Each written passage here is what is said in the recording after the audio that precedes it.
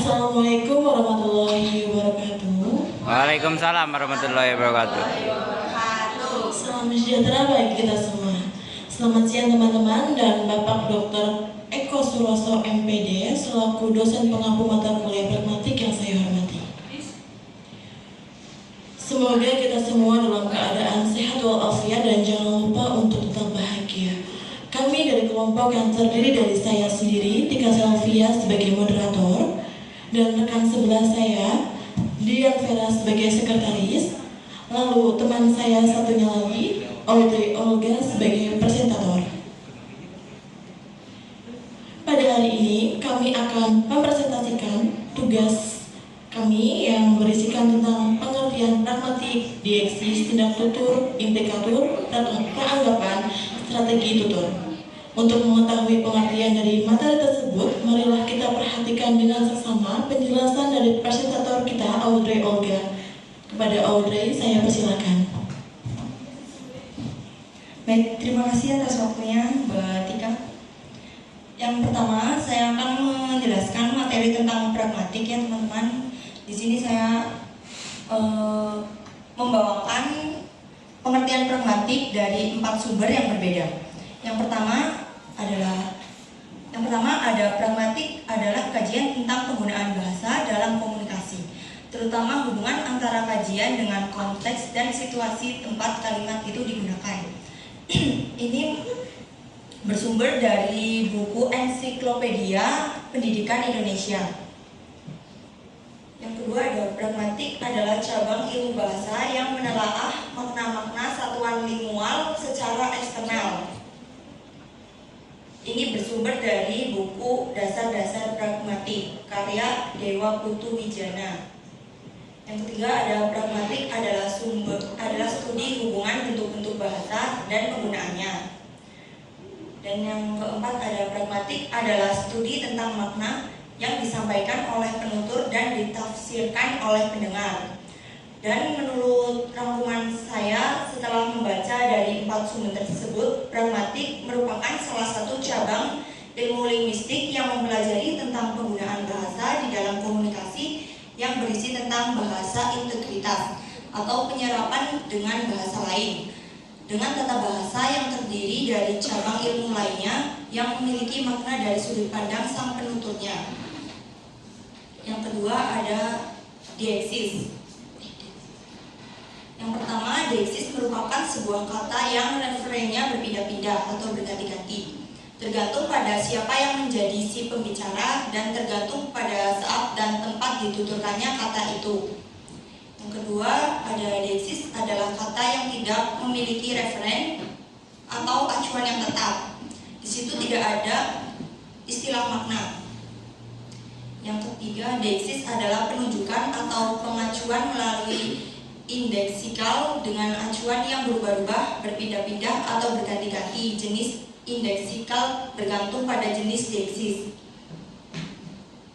Dan menurut saya pribadi, deiksis adalah kata-kata yang rujukannya berpindah-pindah atau tidak tetap melalui bahasa secara langsung dan bergantung pada penuturnya serta bergantung pada waktu dan tempat di mana kata itu diucapkan. Yang ketiga ada tindak tutur. Pengertian yang pertama yaitu tindak tutur adalah teori yang mencoba mengkaji makna bahasa yang didasarkan pada hubungan tuturan dengan tindakan yang dilakukan oleh penuturnya. Ini diambil menurut ahli yaitu Rusminto pada bukunya di tahun 2015. Dan yang kedua, tindak tutur adalah pengujaran kalimat untuk menyatakan agar suatu maksud dari pembicara dapat diketahui oleh pendengar. Ini menurut Krida Laksana tahun 2008 pada halaman 54. Yang ketiga, tindak tutur adalah tuturan yang mengandung niat, maksud, atau daya ilokusi dan mempunyai dampak kepada mitra tutur atau pendengarnya. Dan rangkuman yang saya buat adalah tindak tutur merupakan teori yang mempertimbangkan makna bahasa berdasarkan hubungan antara perkataan dan tindakan yang dilakukan oleh penutur terhadap penutur ketika berkomunikasi sebagai hasil interaksi sosial. Yang keempat ada implikatur. Pengertian dari implikatur adalah proposisi yang tersirat melalui ungkapan kalimat dalam sebuah konteks. Meskipun demikian, proposisi itu bukan sebagai entailment tentang apa yang benar-benar dikatakan. Itu menurut Garza pada tahun 1979 halaman 38. Yang kedua ada implikatur adalah ujaran yang menyiratkan sesuatu yang berbeda dengan yang sebenarnya diucapkan. Itu menurut Grace dalam Susono tahun 1993 halaman 30. Yang ketiga, implikatur adalah kaidah penggunaan bahasa yang mencakup aturan tentang percakapan dalam dapat dilaksanakan secara efektif dan efisien. Dan menurut rangkuman yang saya buat, implikatur adalah sesuatu yang diungkapkan secara implisit dalam percakapan melalui ujaran yang dimaksudkan untuk menyelesaikan permasalahan makna yang tidak dapat diselesaikan secara semantik. Untuk menjelaskan apa yang mungkin dimaksudkan, disarankan atau diinginkan oleh penutur untuk berbicara dengan mempertimbangkan hal tersebut, maka yang dimaksud penutur berbeda dengan apa yang dimaksud sebenarnya. Yang kelima ada pengertian dari peranggapan. Peranggapan merupakan sebuah komponen penting dalam suatu proses interaksi atau dalam berkomunikasi antar penutur. Hal ini dikarenakan peranggapan dapat memperkecil terjadinya kesalahpahaman antara penutur dan mitra tutur. Yang kedua ada peranggapan berasal dari kata to presuppose yang dalam bahasa Inggris berarti to suppose beforehand atau menduga sebelumnya. Dalam arti sebelum berbicara atau penulis mengujarkan sesuatu, ia sudah memiliki dugaan sebelumnya tentang lawan bicara atau hal yang dibicarakan. Menurut Nababan pada tahun 1987 halaman 46, peranggapan sebagai dasar atau penyimpulan dasar mengenai konteks dan situasi berbahasa atau menggunakan bahasa yang membuat bentuk bahasa, kalimat atau ungkapan mempunyai makna bagi pendengar atau penerima bahasa itu dan sebaliknya. Membantu pembicara menentukan bentuk-bentuk bahasa yang dapat dipakainya untuk mengungkapkan makna atau pesan yang dimaksud. Yang ketiga ada peranggapan adalah asumsi atau referensi yang tersirat dalam ungkapan linguistik tertentu. Jadi dapat disimpulkan bahwa peranggapan adalah sesuatu yang digunakan oleh seorang pembicara sebagai dasar pembahasan atau dapat juga dipahami mempunyai suatu pernyataan yang dapat menentukan benar atau salahnya pernyataan lain yang telah diberikan sebelumnya tentang persoalan yang sedang dibicarakan dan diketahui menurut tuturan yang diinterpretasikan dengan penegasan. Dan yang terakhir ada pengertian strategi tutur. Yang pertama, strategi tutur adalah bagaimana cara seseorang untuk menghasilkan tuturan yang menarik dan dimengerti oleh lawan. Yang kedua, strategi tutur merupakan cara yang digunakan seseorang untuk menyampaikan tuturannya. Dan yang ketiga, strategi tutur menurut Brown dan Levinson adalah antara lain ada bertutur terus terang tanpa basa-basi, bertutur terus terang dengan basa-basi kesantunan positif, dan bertutur dengan basa-basi kesantunan negatif, dan tertutur samar-samar. Jadi dapat disimpulkan bahwa strategi tutur itu memiliki pengertian strategi yang digunakan saat berbicara untuk mengoptimalkan tujuan komunikasi dan menghindari sikap-sikap yang mempengaruhi komunikasi berupa ancaman terhadap kenyamanan penutur dan lawan bicaranya. Di sini ada sumber-sumber yang saya gunakan untuk merangkum materi.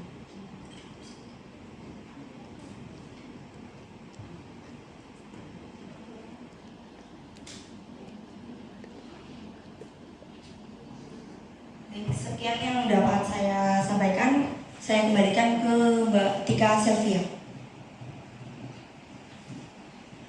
Terima kasih Mbak Audrey atas pemaparannya. Kami akan membuka 4 pertanyaan bagi penanya yang ingin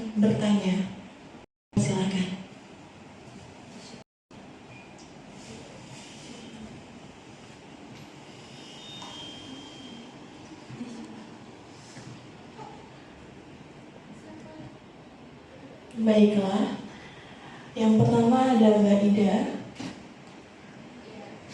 Sebelumnya, Assalamualaikum warahmatullahi wabarakatuh. Waalaikumsalam warahmatullahi wabarakatuh. Perkenalkan, nama saya Ida Fitriani dengan NIM akhir 66. Izin bertanya kepada Mbak Audrey, apa yang dimaksud peranggapan dalam pragmatik? Seperti itu pertanyaannya. Terima kasih. Selanjutnya, Mbak Fani. Saya Fani Dwi Ramadhani dengan NIM akhir 38 izin bertanya, apakah tindak tutur itu sangat berpengaruh penting dalam kehidupan sehari-hari? Terima kasih.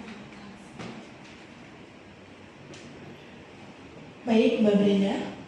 Saya Brenda Sekalian Nitias dengan NIM akhir 53 izin bertanya kepada Mbak Audrey.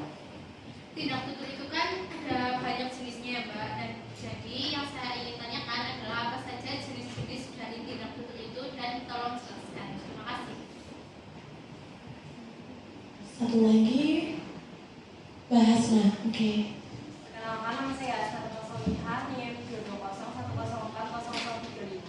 Saya mau bertanya, bagaimana cara seseorang untuk menghasilkan tuturan yang menarik dan dimengerti oleh kawan sesuai dengan materi yang dipaparkan tadi pada strategi tutur? Terima kasih. Baik, pertanyaan akan presentator jawab beberapa menit ke depan. Beri waktu untuk presentator menjawab pertanyaannya.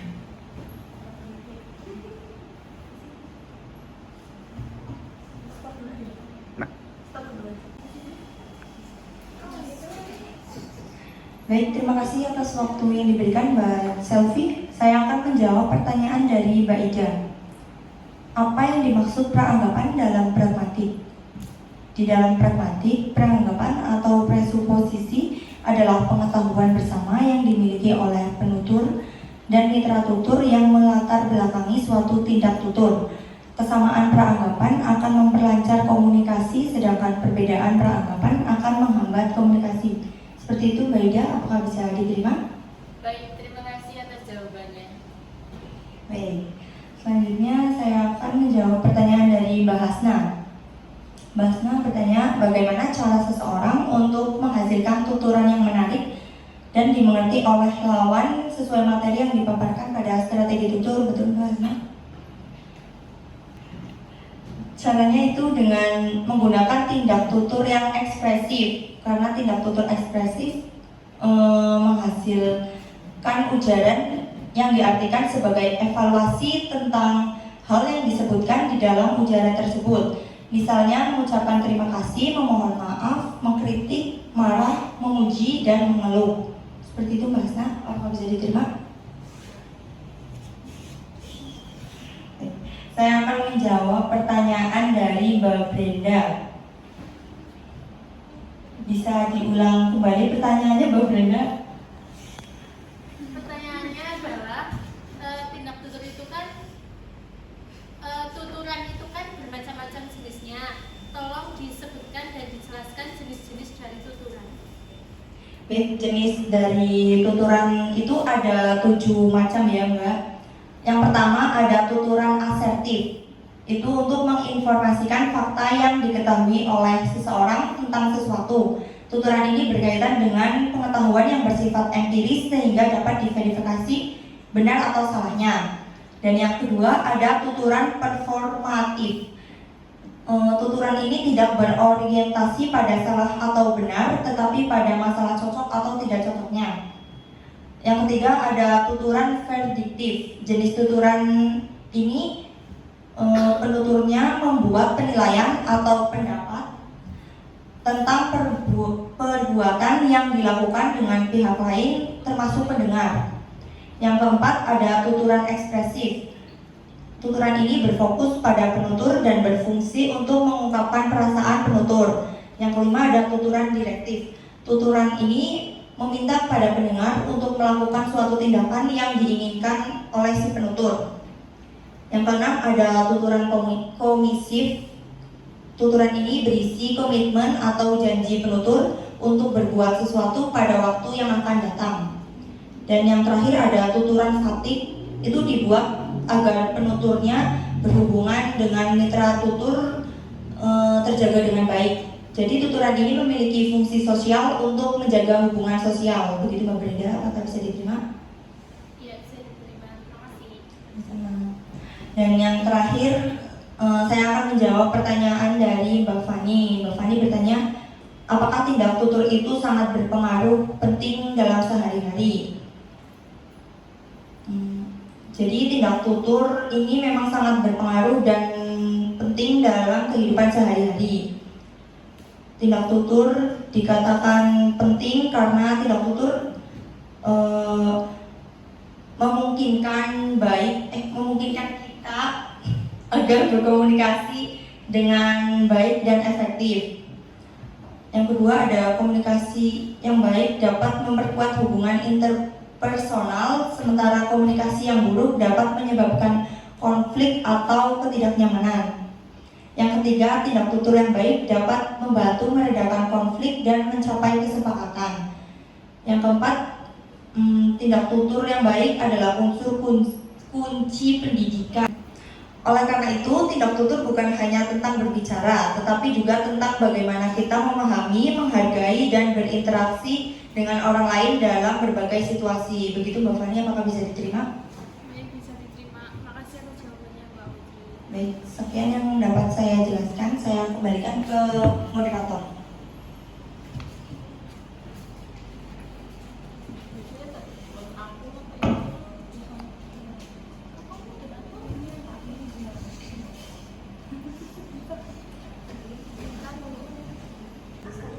Baik, terima kasih Mbak Audrey atas jawabannya. Selanjutnya saya berikan kepada sekretaris kita untuk memberikan kesimpulan dari pemaparan Mbak Audrey pada hari ini. Ya baik, dari yang Mbak Audrey sudah dijelaskan tadi, saya dapat menyimpulkan bahwa munculnya istilah pragmatik dapat dihubungkan dengan seorang filsuf yang bernama Charles Morris pada tahun 1938. Semiotik memiliki 3 bidang kajian, yaitu sintaksis, semantik, dan pragmatik. Pragmatik adalah kajian dari hubungan antara bahasa dan konteks yang mendasari penjelasan pengertian bahasa. Sedangkan bidang kajian pragmatik adalah deiksis peranggapan, tindak tutur, dan terakhir ada implikator percakapan. Sekian, terima kasih. Sekian dari kami, kurang lebihnya mohon maaf. Assalamualaikum warahmatullahi wabarakatuh. Waalaikumsalam warahmatullahi wabarakatuh.